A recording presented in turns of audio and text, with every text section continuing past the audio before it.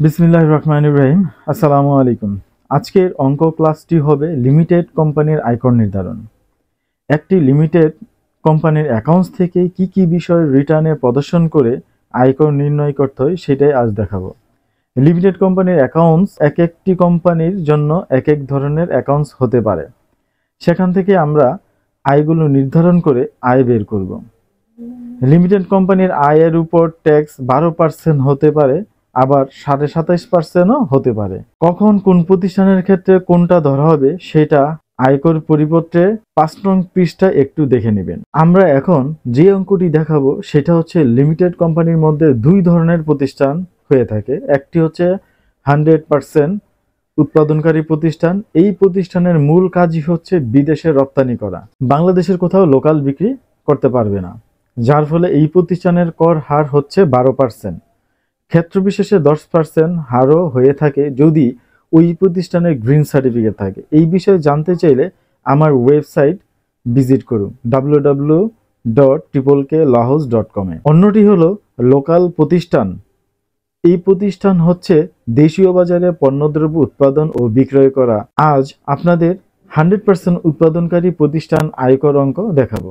এই প্রতিষ্ঠানের ক্ষেত্রে 12% হারে কর দিতে হয়। পর্যায়ক্রমে অন্য সব অঙ্কগুলো আপনাদের সামনে হাজির করব ইনশাআল্লাহ। এখন যে অঙ্কটি দেখাবো সেটি হচ্ছে আমার লেখা ইনকাম ট্যাক্স রিটার্ন সলিউশন বইয়ের 46 পৃষ্ঠায় দেওয়া আছে। তাহলে আসুন আমরা স্ক্রিনে চলে যাই। একটি কোম্পানির নাম ধরে নিলাম ছ লিমিটেড। রপ্তানি ব্যবসায় নিয়োজিত 1 জুলাই 2023 হইতে 30 জুন 2024 তারিখ পর্যন্ত তার মোট বিক্রয় পরিমাণ 20 লাখ টাকা। বিক্রয়ের পণ্যের ক্রয় মূল্য হচ্ছে 15 লাখ টাকা, পরিচালনা খরচ 2 লাখ টাকা। উক্ত বছরে তার বৈদেশিক মুদ্রা বিনিময় হইতে লাভ বা ক্ষতির পরিমাণ নিম্নরূপ: মজুদ পণ্য ক্রয় হইতে নগদায়িত ও অনগদায়িত লাভের পরিমাণ যথাক্রমে 10,000 টাকা ও 20,000 টাকা। বৈদেশিক ঋণের মাধ্যমে সম্পদ ক্রয় হইতে নগদায়িত লাভ 30,000 টাকা। এখানে এই প্রশ্নটিতে আমরা লিমিটেড কোম্পানির মোট বিক্রয় এবং মোট খরচ উল্লেখ করেছি, যাতে কারণ একটা লিমিটেড কোম্পানি অ্যাকাউন্টস করতে হলে অনেকগুলো বিষয় দেখতে হয়। তো আমরা ওই বিষয়ে না গিয়ে আমরা জাস্ট খালি ইনকাম থেকে ট্যাক্সটা কিভাবে ক্যালকুলেশন সেটার জন্য ছোট্ট একটি অঙ্ক দেখাচ্ছি আর কি। ছ লিমিটেড কোম্পানির কর নির্ধারণটা বের করতে হলে আমাদেরকে কর পূর্ব নিট মুনাফাটা বের করতে হবে। তার জন্য আমাদের কি করতে হবে, যে ছ লিমিটেডের বিক্রয় হচ্ছে 20 লাখ টাকা, তা থেকে বাদ যাবে বিক্রিত পণ্যের ব্যয়, যেটাকে আমরা কস্ট অফ গুডস সোল্ড বলতে পারি। তো 15 লাখ টাকা বাদ দিলে থাকে 5 লাখ টাকা। এটা হচ্ছে মোট মুনাফা।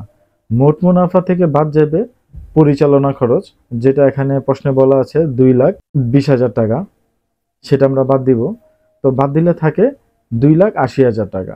এটা হচ্ছে ঠিক আছে পরিচালনা মুনাফা। এর থেকে যোগ হবে কি মুদ্রা বিনিময় হইতে লাভ, যেটা সেটা হচ্ছে মজুদ পণ্যের ক্রয় হইতে যেটা সেটা হচ্ছে নগদায়িত লাভ 10,000, অনগদায়িত লাভ হচ্ছে 20,000 এবং বৈদেশিক ঋণের মাধ্যমে সম্পদ ক্রয় হইতে নগদায়িত লাভ 30,000 টাকা। এই হচ্ছে 60,000 টাকা। টোটাল হচ্ছে 3,40,000 টাকা। এটা হচ্ছে কর পূর্ব মুনাফা 3,40,000 টাকা। করদায় বের করতে হবে কিভাবে? কর পূর্ব মুনাফা হচ্ছে 3,40,000 টাকা। এর মধ্যে থেকে আমার বাদ যাবে হচ্ছে মুদ্রা বিনিময় হইতে যে লাভটা সেটা বাদ যাবে, টোটালটা বাদ যাবে।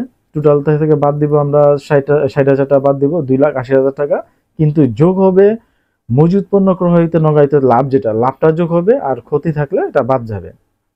তাহলে 2,80,000 থেকে আমরা 10,000 যোগ করলে হবে 2,90,000 টাকা।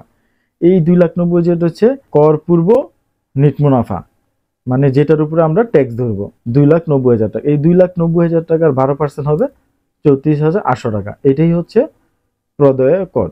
IFRS মেনে বৈদেশিক মুদ্রার বিনিময় হইতে উদ্ভূত লাভ যোগ করে অথবা ক্ষতি বিয়োগ করে করপূর্ব মুনাফা নির্ধারণ করতে হবে। কিন্তু করযোগ্য আয় নির্ধারণের ক্ষেত্রে প্রদর্শিত করপূর্ব মুনাফা হতে IFRS অনুসারে উদ্ভূত লাভ বাদ বা ক্ষতি যোগ করে কেবল নগদায়িত লাভ যোগ ও নগদায়িত ক্ষতি বিয়োগ করে করতে হবে। ধারা 45-এর 'চ' অনুযায়ী মজুদ পণ্য ক্রয় হইতে বৈদেশিক মুদ্রার বিনিময় হইতে নগদায়িত লাভ ব্যবসা হইতে আয় হিসেবে পরিগণিত হবে, কিন্তু অনগদায়িত লাভ ব্যবসা হতে আয় হিসেবে পরিগণিত হবে না। দ্বিতীয় তফসিল অংশ 1 এর অনুচ্ছেদ 3 এর উপধারা অনুচ্ছেদ 4 অনুযায়ী ক্ষেত্রে কোনো পরিসম্পদ অর্জনের সাথে বৈদেশিক মুদ্রায় গৃহীত ঋণ বা বৈদেশিক মুদ্রার সম্পর্কিত থাকে, সেক্ষেত্রে নিম্ন বর্ণিত সেক্ষেত্রে সমন্বয় করিবার পর কোনো পরিসম্পদ অর্জন মূল্য পরিগণনা করা হবে, যথা বিনিময় হার পরিবর্তনজনিত ক্ষতি অথবা বিনিয়োগ হার হেজিং বাবদ ব্যয় যোগ করে, বিনিময় হার পরিবর্তনজনিত লাভ বিয়োগ করে, বৈদেশিক ঋণের মাধ্যমে সম্পদ অর্জন করা হলে অর্জন মূল্যের সাথে বৈদেশিক মুদ্রার বিনিময় হতে নগদ লাভ বা ক্ষতি সমন্বয় করতে হবে। অর্থাৎ বৈদেশিক মুদ্রার বিনিময় হতে নগদায়িত লাভ উক্ত সম্পদের মূল্য থেকে বিয়োগ করতে হবে। এছাড়াও কর অপচয় পরিচালনায় ব্যয়ের অন্তর্ভুক্ত হওয়ায় আলাদাভাবে প্রদর্শন করা হলো না। ছোটখাটো অঙ্ক যদি আসে পরীক্ষায়, তাহলে লিমিটেড কোম্পানির অঙ্ক এরকম ছোটখাটো একটা অঙ্কই দিতে পারে। আমি জানি না আপনাদের কতটুকু বুঝাতে পেরেছি। ধন্যবাদ সবাইকে ধৈর্য নিয়ে দেখার জন্য। ভালো থাকবেন, সুস্থ থাকবেন। দেখা হবে পরবর্তী কোনো বিষয় নিয়ে। আসসালামু আলাইকুম।